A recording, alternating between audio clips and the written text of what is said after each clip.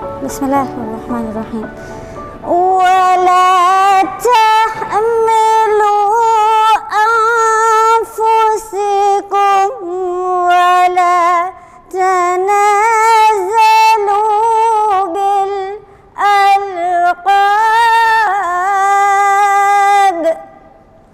And do not find fault with each other, and do not call each other with nicknames.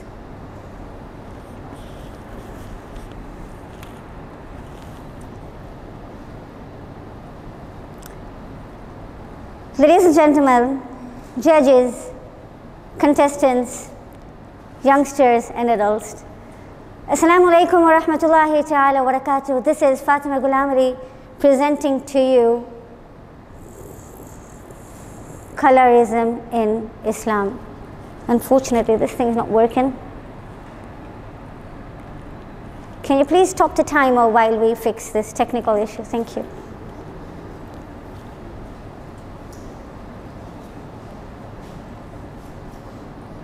Can you go back to my slide?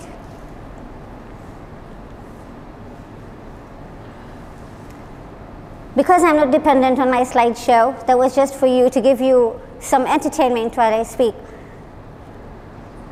We're looking at colorism in Islam, and after the verse, the first action what I did was, where do we see that?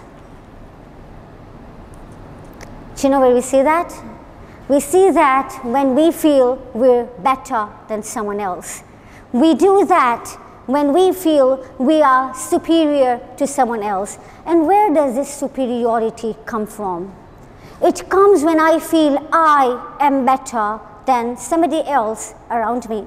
It comes when I feel I am fairer, I am more educated, I am at a better position than you are, and so I'm proud.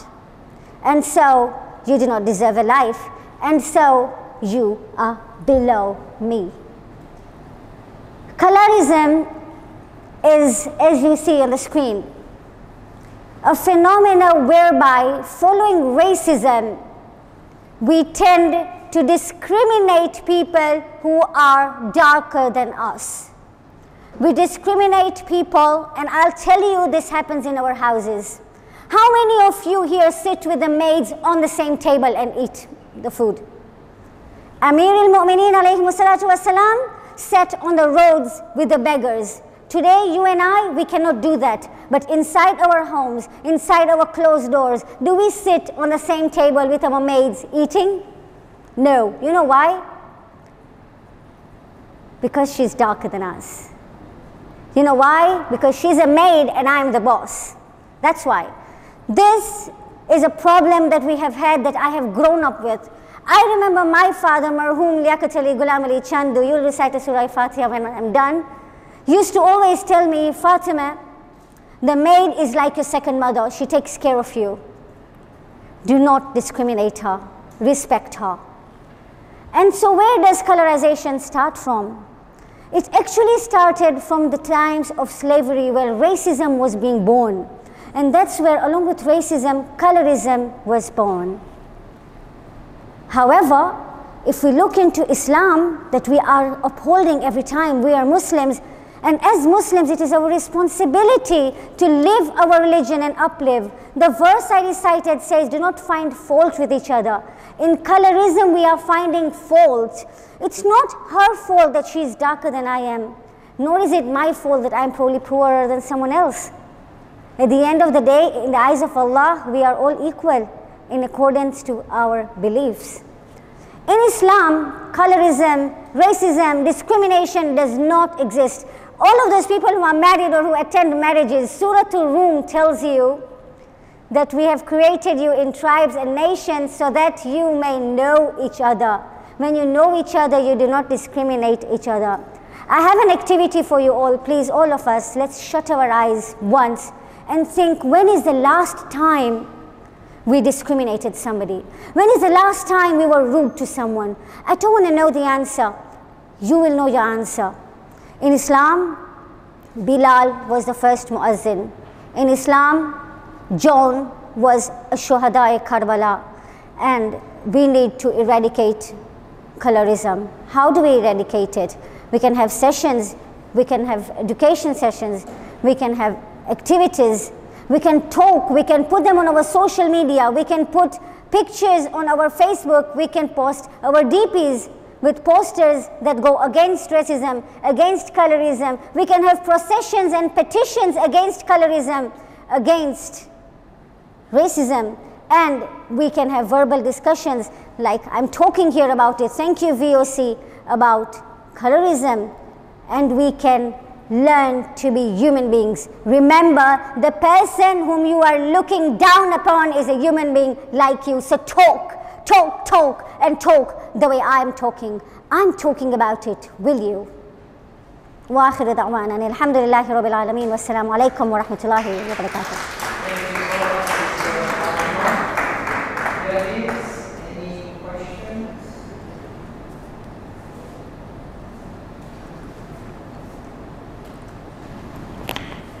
Judges, come on, I'm the only one who's asking questions. Ashik, I haven't heard anything from you.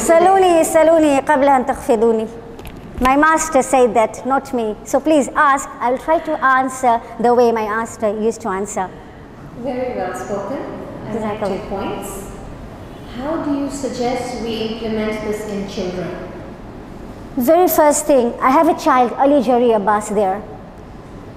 He's always been amongst people, amongst friends who are dark-skinned. He's always had African friends. Ali walks from Mehfil Abbas to mosque, everyone knows Ali. Why? Because the way my father taught me to sit with the maid and eat. My maid, trust me, cooks because I work, and we eat the same thing. I don't have a different meal for her because she's like me. One thing, if you pick up my phone, my maid tells me, Dada, I love you, and I say, I love you too, Dada. Yeah? We need to bring that about. I hug my maid, I hug my office colleagues who are all Africans, who are all darker skinned. And why I'm saying only African and not dark skinned? Because we also have racism coming in with colorism. My son, if you ask him, I always tell him, Ali, you are equal. Ali, there's no difference. So how I would implement it in my child is from a young age. I had the benefit of being a single parent, and so he was most of the times with a maid, and so he learned to respect the maid as well. At school, he has Arab friends, he has African friends. He would come and tell me, Mommy, this is my friend, would you mind? And I would say, no. Mommy, my friend does not bring proper food. Ali, take double meal for him. Very so inspiring. we should try. We need to try, we need to walk a mile. We need to educate everybody. Thank you. Thank you, judges.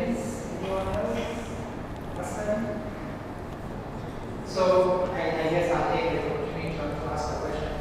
Sister Fatimeh, you spoke a lot about, I think, we believe the reason why, we picked colorism as a topic, or at least put it as colorism in not racism, because, it's not just this difference or this feeling being in between races. So, even within the race itself, even within the Asian community, we experience this.